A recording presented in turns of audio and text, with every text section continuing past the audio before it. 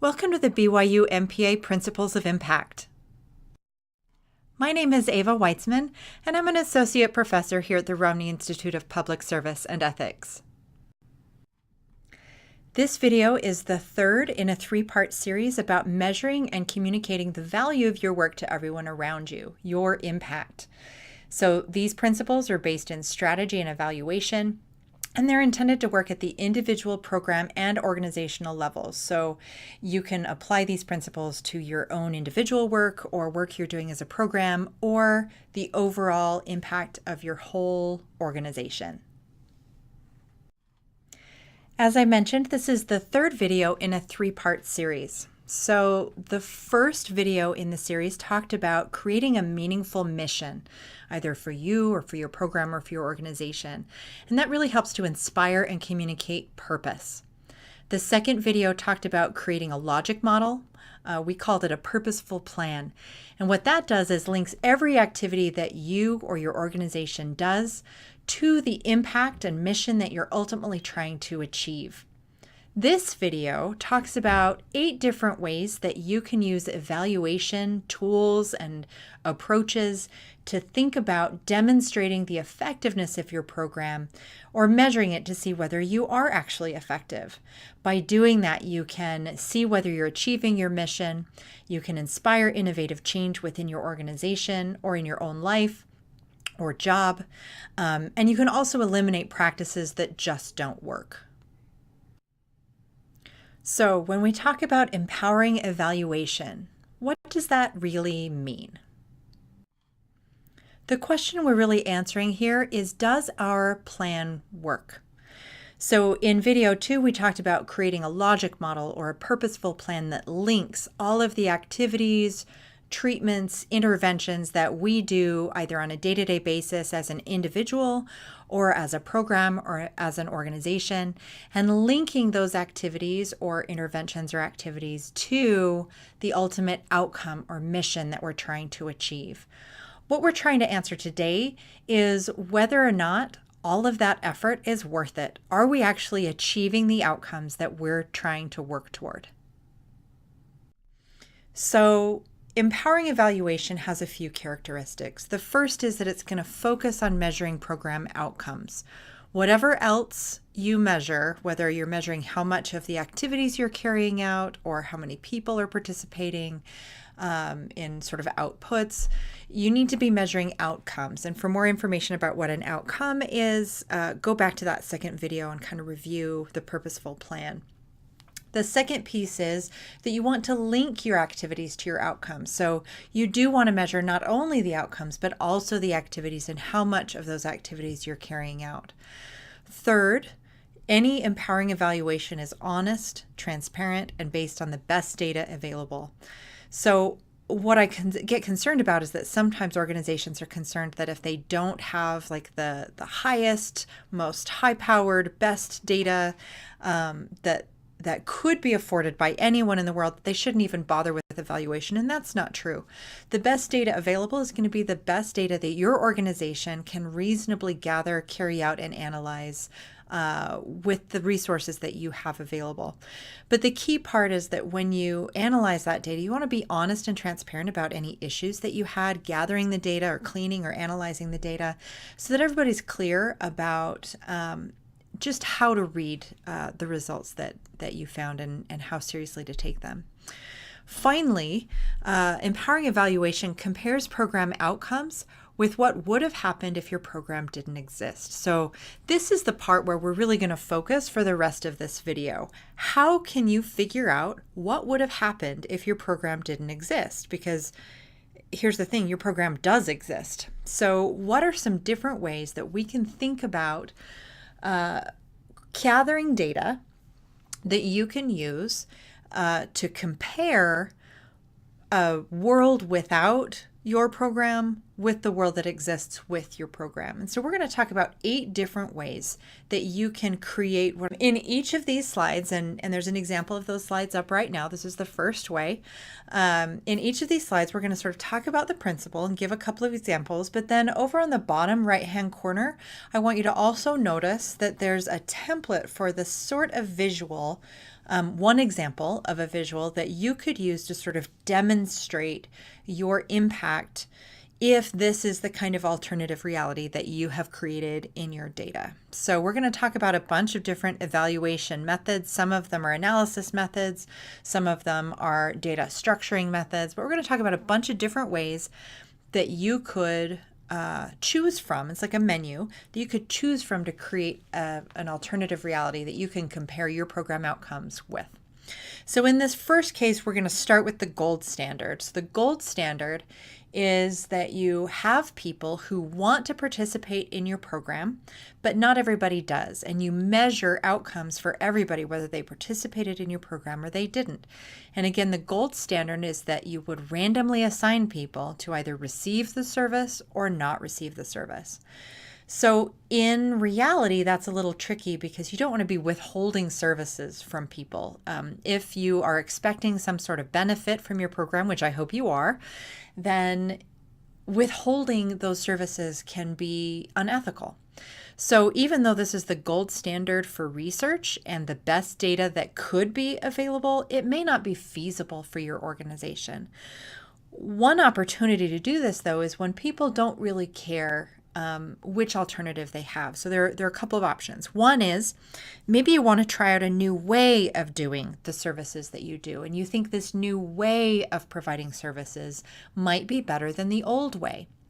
Well, you can randomly assign people, some to the new way and some to the old way, and you can actually see if the new innovation is creating some sort of additional benefit or if there's no difference between those. In that case, you sort of sidestep the ethical dilemma because it's reasonable that people would have no preference of which version of this program that they're receiving, right? The old version or the new version. In either case, they're getting an intervention that's intended to help them with whatever they're looking to your organization for.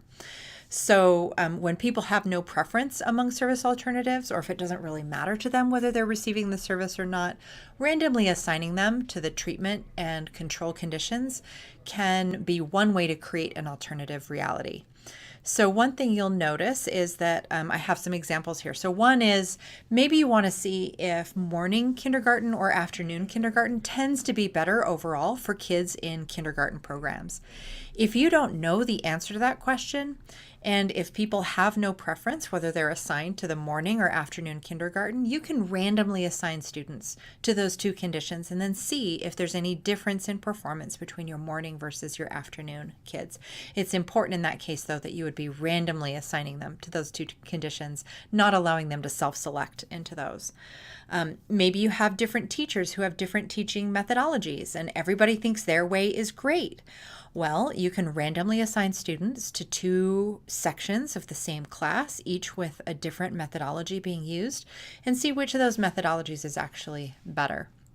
And sometimes if you're doing something like working with a variety of cases or services, you might have different protocols for those that involve maybe different frequencies of visits or that sort of thing. And you can randomly assign people to two different conditions to create comparisons.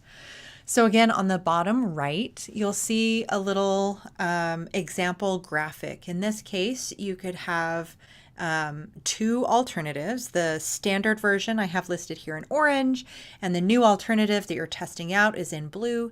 And for different outcomes, you might expect different results. And you can see that by comparing the new alternative with the old alternative, you get much more information than you would get if all you had were the blue columns. So what we've done here is created an alternative reality where we've assigned some people to a program that's different from the one that you're testing to see whether the new program has an effect or not. In this case, it's actually kind of similar to the first one, but this is a special case. So if you can't provide services to everyone who wants it, so if you have more demand for your program than you can then you have supply. So more people want the program than you can actually provide that program to in a timely manner.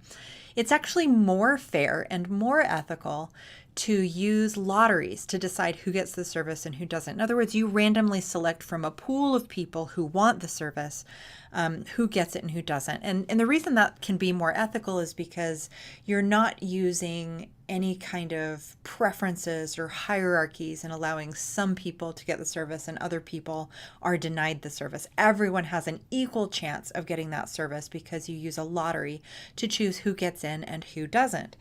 So as you can see, that approach is really similar to the previous approach in that you've got two groups of people, some who have the service and some who don't have the service. And so if you can continue to gather information for both of those groups of people, both groups of people want the service, but only one can receive it at a particular time because you just don't have the supply. But you continue to gather information from everyone on the waiting list, as well as everyone who's participating in the program. You can actually compare those outcomes, and often that's done over time. So a couple of examples of this are in the state of Utah, we have charter schools, and sometimes the charter schools have limited enrollment, and a lot of parents want to enroll their children into these charter schools. And so the charter schools are required by law to use a lottery to choose in the students who get to actually benefit from that service. So that's one example. Another example might be if you have immunizations, but you don't have enough immunizations for everyone. And so you have some people who receive the immunization and some people who don't. If you randomly select in the people who receive the actual immunization, you can compare their health outcomes with people who didn't get the immunization. And that can create an alternative reality situation where you can compare and contrast the results, the health results of receiving those immunizations. Again, often that's done over time. And then another example of a lottery that happens in a public service context is the draft. So that's a situation where maybe that's not a program or service that people necessarily wanted to be selected into, but there was an element of randomness involved in choosing people into the draft. And by using that lottery, it allows you to take people who weren't selected based on randomness and compare outcomes for those groups. So those are three examples of lotteries that actually frequently occur. And you might be able to imagine circumstances in which demand outstrips supply for your program, and you could do this. So if you look at the little graphic on the right-hand side, you can see what you might expect a result to be for this kind of analysis. And again, you could use the same kind of graphic that we used under type 1 because you've got random assignment. And so you could use sort of a bar chart to compare people who received the service and people who didn't. But it's common, especially with lotteries, to track people and their outcomes over time. And so here you've got two different groups over time, a group that received the service and a group that didn't receive the service. And so you can see very clear differences over time in the outcome levels for these two groups. So that's one way that you might want to visually represent that kind of outcome. So the third way to create an alternative reality is to measure the differences in the outcomes, but also to measure other characteristics. So you do this when people are choosing for themselves whether or not they participate in a program rather than using some sort of lottery or random assignment. So if people are choosing for themselves, I think when we were talking about point 1, I said, if people are choosing for themselves, if they're in morning kindergarten or afternoon kindergarten, because you haven't randomly assigned them, there may be other things going on that are causing their outcomes to be different between groups. And those might be the same things that are causing them to choose a preference for one service or a different service, or for receiving the service or not receiving the service. So what we want to do is think about all the ways that people might be behaving or thinking or things that they might be experiencing that might lead them to choose one treatment alternative over another. And so when we compare the group of people who received the treatment with the people who didn't receive the treatment, we also want to include in our models all of those things that we think might have affected whether they chose choice A or choice B. By measuring those differences that aren't just the differences in outcomes, but also other things that might impact their participation levels, such as attitudes or opinions or demographic characteristics, then we can actually control out those other characteristics and see to what extent those characteristics are impacting the choice to participate in one treatment versus another. And that can help us to figure out what the real treatment effect is of our program or service. So it's really common to gather demographic information for people who are participants or non-participants in your program, but also to gather information on the factors, again, things like opinions or other things that they're engaged in, or work circumstances, socioeconomic status, all of those things that might have affected their availability for participating in your program or their interest in participating in your program. And by including those things in our statistical models, we can actually sort of pull those things out and really compare directly the outcome results when we're comparing people who participated in the program and people who didn't. So just to help kind of think about this, on the lower right-hand corner, there's a visual that shows low participation rates in a program and high participation rates in a program and outcome levels. And so you can see people with lower participation rates had lower outcome levels, and people with high participation rates had high participation levels. But you can also see that by gathering additional data, so in this case, the additional data is the age of the participant. By gathering that additional data, we can gather more information about the impact of participation. So for example, in the graphic, you can see that people who are over 65 received greater benefit from the program that was implemented.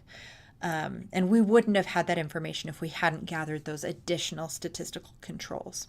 So the third approach is, if you can't randomly assign people to treatment and control groups, it's still great to gather information about people who did and people who did not participate in your program, but to rule out sort of the selective factors that are causing the groups to select into different treatment conditions, you want to gather a bunch of other information about them as well and use that in the models that you run. So the fourth alternative reality approach is to view participants at different points in time. And this works best if you have a situation where you can't provide services to everyone at the same time. So you're going to give services to everyone, but maybe they have to start in cohorts, or maybe you have different batches of an immunization. And so everyone's eventually going to be able to get their flu shot or whatever, but they might not all be able to get it in August, right? You've got different batches of these things that come out, and as they're available, you continue to provide them to people, but not everybody's going to get that at once. And so the useful thing about this approach to an alternative reality is you don't have to deny service to anybody. Everybody can receive the service, but what you want to do is, as soon as you know that someone is interested in the service or treatment, you start tracking them. And you track them even before they receive the treatment. And then as soon as they receive the treatment, you continue to track them. And then what you'll do is, as you can see on the bottom right, you're going to sort of line everybody up so that you're counting in time from the point at which they either received the treatment or enrolled in your program. And so then you'll have an ability to see in general how people are responding to the treatment or responding to the environment before they have the treatment, and then how that changes things for them after they receive the treatment. Now, of course, you might say, well, but people who received the treatment in August had the treatment earlier. And so just the very fact of having it longer, like if you're looking at something like flu shots in a flu season, flu season really starts to ramp up in the fall. And so maybe there's an additional benefit of them having received it earlier, not just having it, at a certain point in time. So with something like that, it's good to actually track which cohort or batch they were a part of. So you'll notice that here we tracked 3 different groups. So even though we lined up those 3 different groups in terms of like how they were doing 2 months and 1 month before enrollment, and then 1 month and 2 months after enrollment, we could actually look to see if there are different impacts of being participants in different groups. In this example, you can see that group 3 had a stronger treatment effect than group 2, which had a stronger treatment effect than group 1 that had hardly any treatment effect. So by looking at both of those things, lining everybody up so that you can see, in terms of when they started taking the treatment or when they started participating in the program, what are the general trends and effects? That's one thing you can do, but you can also sort of track which cohort they were a part of, that sort of thing. So common times when this applies are when you have open enrollment periods. So for example, with health insurance, there are specific times when people can sign up for public health insurance. And so you might have people who are interested in having health insurance or a certain kind of health insurance, but they can't get it until a certain point in time. Gathering data for their outcomes even before they're able to access health insurance marketplaces or open enrollment opportunities allows you to compare how they do after they're enrolled with how they did before they were enrolled. Another example is if you have waiting lists for your services. So maybe everybody's going to get to be treated with a certain program or service, but maybe it can't all happen at once. And so you have a waiting list and you pick people off of that waiting list and track them over time. The key here is to continue to track them even while they're on the waiting list. You track them as though they were already in the program and see how their outcomes change over time and whether the trajectory of those outcomes changes once they start participating in your services. Okay. So the fifth approach to creating an alternative reality is really similar to the fourth, but here, instead of having different time points that people are starting the program, because you're eventually going to be able to serve everybody and you have waiting lists, something like that, it's also possible that you might have different locations where you are planning to implement a program across all of your locations, but it's infeasible to start the program at all of the locations at once. And so you can track not only over time how the different locations, people in the different locations behave before and after the new treatment is in effect, but you can also use the fact that they're in different locations to sort of isolate them from one another. So if I am in Salt Lake City, Utah, and we're starting a new program, and then we're also going to start that program in Provo. If we start the program in one of those locations first, but not in the other location, I can use the second location as a comparison group for the first location. So if I roll out my program in Salt Lake City, but I keep Provo running the same program that they have been doing, but I track their data in both locations, I can compare and contrast how the new program is impacting people as compared with how people in Provo who are still using the old program, how they're doing. And then in addition to that, when I eventually roll out the new program in Provo, I can sort of line things up like I did in the previous example in type 4. I can line everybody up according to when they started receiving the new treatment and get a general treatment effect for that as well. So obviously this applies the best when you have a multi-site rollout or you have training programs or implementation that either can't or isn't being implemented simultaneously. So in the bottom right corner, you can see an example result where I have 3 different locations, and location 1 receives the rollout first, and location 2 receives the rollout second, and location 3 receives the rollout third. So you can see that at point 1, when location 1 gets the first rollout, you can see that they're already receiving benefits of this new program. But you can compare that with locations 2 and 3 that don't have the new program.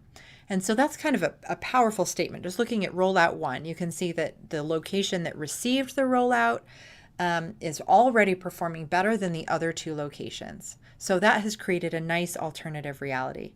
What we would expect then is if it's really the new treatment that's having that effect, that when rollout 2 happens, that location 2 that received the second rollout, that their outcomes would also jump kind of like location 1 did. And in fact, that's what you see here on this little graphic.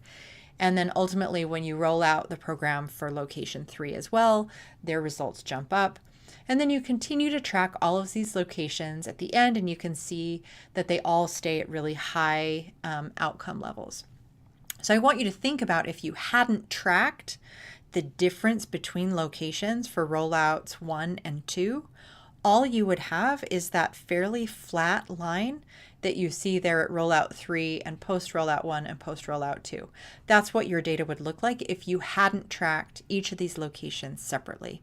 So creating that alternative reality by comparing with other locations is what has given you that really powerful case that this new treatment seems to be really increasing your outcome levels. So that's another way that you can create an alternative reality. The 6th way to create an alternative reality is to track changes in the outcome levels before and after you implement a change. So this is something that you do if there's just no way for you to have a treatment and comparison group where some people get the treatment while other people are not getting the treatment. All the first 5 options really are something where you can sort of pull out differences between who receives the treatment and who doesn't. Either you randomly assign them, or you assign them at different times, or they're in different locations, or they're self-selecting, but you're sort of paying attention to them. In this option, everybody either gets the treatment or doesn't get the treatment because you start implementing the treatment at some point in time. So some examples of this are like public policy, right? A new seatbelt law takes effect and you want to see if it is increasing or decreasing outcomes. There's a change in speed limit on a particular stretch of highway. Well, that's going to impact everybody who drives that stretch of highway. You can't sort of randomly assign some people have a speed limit of 65 and some people get 75, right? That's not feasible. Or maybe you legalize a controlled substance and you want to see what the result is on either use of those substances or on other things like crime rates or health outcomes or happiness levels or whatever it is that you're looking at. So if you have a situation where you kind of have been tracking an outcome over time and you continue to do that, and then there's some significant change in the treatment, there's a policy change or you implement a new treatment and everybody has to receive it at the same time, then this is the approach for you. And it's called interrupted time series. And essentially you want to continue tracking the outcome before the treatment. And then using the same measures, you want to keep tracking that outcome after the treatment. Ideally, you're going to have at least 10 data points before and after the change. And what you're really looking for is the kind of thing that you're seeing in the little graphic to the right. So what you're looking for is that at the point of the policy change, there's some sort of shift that happens. And there are 2 kinds of shifts that can happen. One is like the one that you see here, where there's an immediate jump in outcomes or drop in outcomes, some immediate change that you can see as soon as the policy has changed. So, and then you'd want to continue to track it over time to make sure that it actually stays at those levels, right? So that's one kind of outcome, and we call that an intercept shift, right? You've sort of changed, there's a new normal for that outcome because of the policy. The other thing you want to do, though, is continue to track over time that same outcome to see if there's a slope change.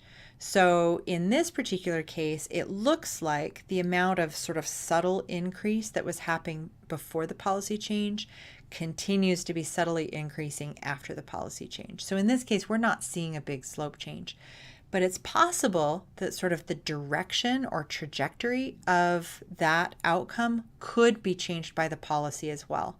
So even if you don't see a big dramatic change in the policy, when the policy is implemented, a dramatic change in the outcomes, you might see a subtle shift in in the trajectory of those outcomes over time. So maybe they get more and more positive year after year, or maybe the slope starts going down year after year, or maybe it levels out because of the policy change. Those are slope changes, and those are the other things you want to watch for. So again, in this case, you're sort of tracking everybody. You want to track them for a long time on the same outcome before the change is implemented and after the change is implemented. And this is kind of what the data might look like. So the seventh option is in another special case where maybe not everybody's receiving the treatment or policy, but there's an eligibility cutoff. So anybody who meets a certain income threshold, for example, is eligible for your program, or everybody who enrolled in a certain year is eligible for your program, and everybody else is not. So this is a circumstance where you have a specific cutoff for eligibility. And in that case, you might not be able to compare everyone who's eligible for the program with everyone who's not eligible for the program, because you would expect big differences between those groups. That's why there's an eligibility cutoff, right?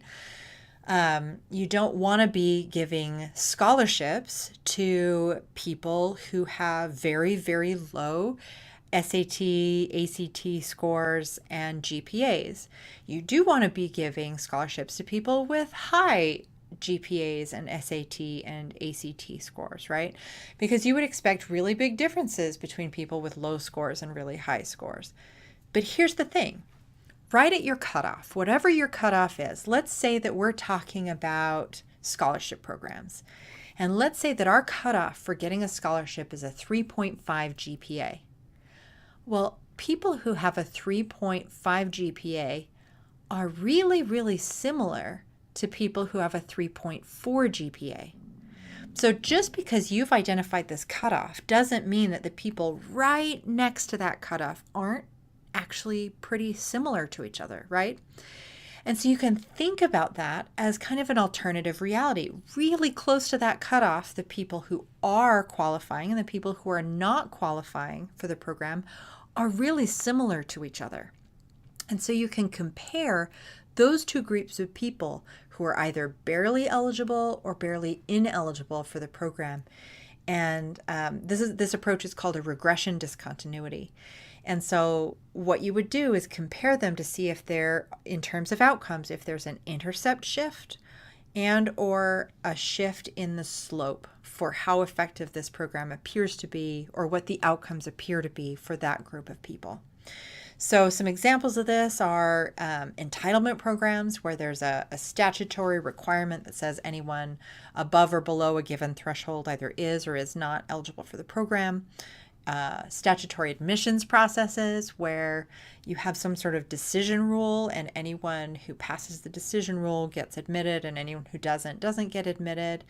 And in some cases, you can even use this approach for a sliding scale cutoff, right? So if you have a sliding scale and so there are ways where people have some sort of eligibility criterion and it changes the nature of their treatment or their payment for a treatment, you can use this approach with any of those things.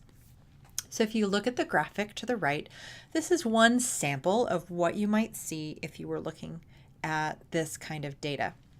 And really, we would be looking at the information really close to that eligibility cutoff, right? So just for the sake of the example, I have folks who are a lot below the cutoff and a lot above the cutoff. And you can see that those two groups of people are very, very different from each other. But we know that they're different. That's why there's an eligibility cutoff. We're not interested in the differences between people who are very, very not eligible and people who are very, very eligible for the program. What we're interested in is the alternative reality that exists right at the cutoff. And so like with the analysis in type 6, you're looking right at that cutoff to see if there's an intercept shift. In other words, if there's a bump in outcomes for people who were barely eligible for the program but got to participate, as compared with people who were barely ineligible for the program and therefore did not get to participate. So that change in intercept there could be meaningful. And then you might also be looking for a slight change of slope right near that cutoff. So right in that group that's a little below the cutoff and a little above the cutoff. So that's what you'd be looking for there. And that's another way to create an alternative reality, especially in a circumstance where everybody who meets a certain threshold is eligible for the program. All right. The final approach we're going to talk about is gathering before and after data for the same people. So if you have a group of people who are going to receive some sort of treatment, you want to gather information about their status on the outcomes that you care about before they receive the treatment, and then also, again, after they receive the treatment. So you can think of these as pre-post tests. And whatever it is that the treatment is intended to affect, whatever outcome that is, that's what you're going to be that's what you're going to want to be measuring. So you'll measure it both before and after you implement the treatment. And then you're basically going to compare people with themselves. So did the treatment work? We're going to look at my outcomes from before the treatment and my outcomes from after the treatment. And that's how I'm creating an alternative reality where the treatment doesn't exist, is I'm going to actually measure the reality from before the treatment existed. So you can see on the right-hand side, like with the first option, I have some comparisons, but here, instead of comparing two groups of people, one that received the treatment and one that didn't, I'm actually comparing people with themselves. So it's the same group of people twice. It's just their pre-test compared with their post-test. And there are a variety of ways to kind of make sure that people aren't just getting better at the test over time, or that some other factor is causing them to have higher or lower measures in the post-test. And so those are the kinds of things you'd want to look into if you were using this approach. But in general, this is a great approach for gathering information about the effectiveness of your program. And some examples include administering knowledge tests both before and after an informational course, behavioral surveys before and after an 8-week intervention on behavior, maybe gathering income data before and after a salary negotiation workshop. And obviously in all of these, you're going to want to think very carefully about when you administer that post-test, right? So with the first example, with a knowledge test, somebody might do really well on their knowledge test immediately after they've taken your course. But a year from now, do they remember the stuff that you taught them? You might want to test again at that point and see what their retention rates are like to gather the real long-term impact of that informational course. Similarly, behavioral surveys, right? Are people behaving well immediately after they finish the intervention and then they revert back, or are they able to hang on to those improvements in behavior over time? So you'd want to possibly do additional post-tests at a longer set of increments so that you can track the long-term impact of your program. And then just as a counterexample, income data before and after a salary negotiation workshop, right? If you ask me my salary right before an 8-hour workshop and then right after an 8-hour workshop, my salary's probably not changed at all in that time, right? But you might want to look at the impact of that salary negotiation workshop, say 6 months from now, right? Have I changed jobs? Have I gone to my boss and negotiated for a higher salary? So that's a nice way to sort of look at those impacts. You want to think about when is it best to implement that post-test, and do I need more than one post-test to really get a sense of what the impact of my program is.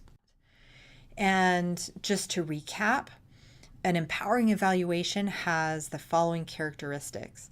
It measures program outcomes. It compares those outcomes with what would have happened if the program didn't exist. And we today talked about 8 different ways that you can do that. You want to link activities to outcomes. So in your models, you want to look at the kinds of actual interventions that you're running and see whether those are linked to those outcomes. And you always want to be honest, transparent, and use the best data available. By doing this, you can personally, as a program director or as an organization leader, you can see the impact that you're making on the people that you work with. You can also identify what's working and what doesn't, so you don't keep pumping money and resources into programs that just don't achieve outcomes. You can communicate that impact pretty powerfully to the stakeholders in your world, whether that's donors or future participants or whomever. Some of those visuals can be really powerful in helping people to trust your organization and the impact that you're having. And finally, you can identify best practices and possible innovations by testing every tweak that you make to your program to see if it's making things better or worse, or or if it's staying the same. So all of those are possible things that you can use evaluation for. In the broader context, you want to know what your mission is. So video 1 talked about using a meaningful mission to inspire and communicate your purpose. Video 2 talked about creating a logic model or a purposeful plan that links every activity you do in your organization or program to the mission that you're trying to achieve in the long term, and using that logic to sort of eliminate activities that don't really connect with the mission. And then finally, you want to gather data. And there are some great ways that you can gather data and compare results to figure out whether or not your plan is working, right? The activities that you're carrying out, the treatments that you are engaged in, are those activities actually leading to the outcomes that you're trying to accomplish? And we talked about 8 different ways that you could approach that, that vary based on what kind of program or intervention you have and the ethical limitations and the practical limitations that you may be facing, but also some of the opportunities that come with running different kinds of programs in different kinds of ways, and ways that you can use evaluation and leverage evaluation to do that. Thank you so much for watching this video. We appreciate the impact that you are making and the difference that you're making out in the world. And we love having you as part of the BYU MPA community.